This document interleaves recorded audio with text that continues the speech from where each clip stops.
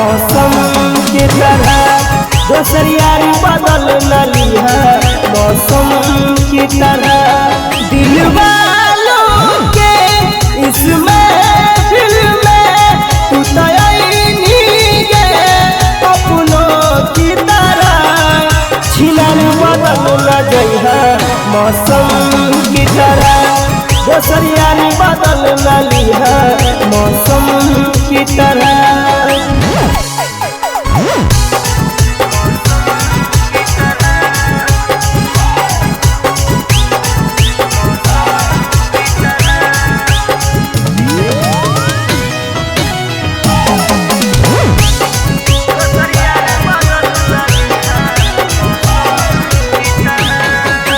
गोरे गोरे गाल वाली काले काले बाल वाली है तू खाली मजा कौनो छौड़ा के तू चक्कर में पड़ के दिहे ना हमके सजा।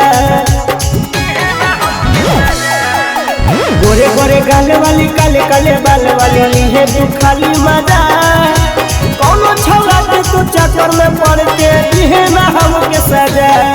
तू की जानो ही हमर दिल धड़को ही गे धड़कन की तरह छिनर बदल न जइहा मौसम की तरह कौनो यार बदल न लिहा मौसम की तरह।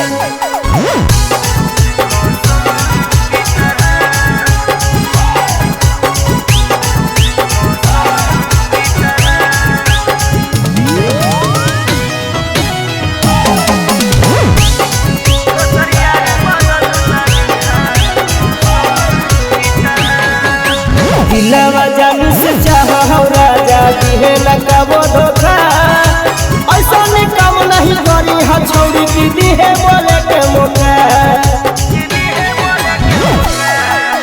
दिलवा जानू से चाहो बिछावा दिहे न कबो धोखा ऐसा नहीं काम नहीं करी हा कबो की दिहे बोले के मौका।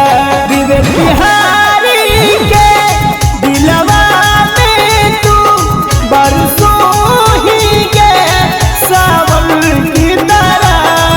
छिनर बदल न जइहा मौसम की तरह कौनो यार बदल न लिहा मौसम की तरह। Shivangi recording studio Rajgir.